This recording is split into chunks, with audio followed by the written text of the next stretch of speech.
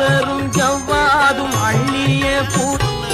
சரவண பவனே முருகையா சண்முகநாதாவே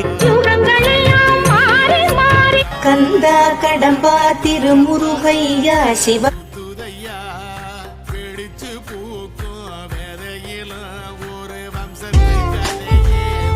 செவ்வாய்க்கு உரியவனே முருகன் இலாவிட் ஆறுமுகம் போல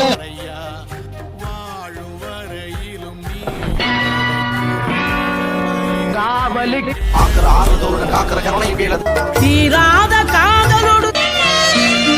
தென்பழனி மலை மேல்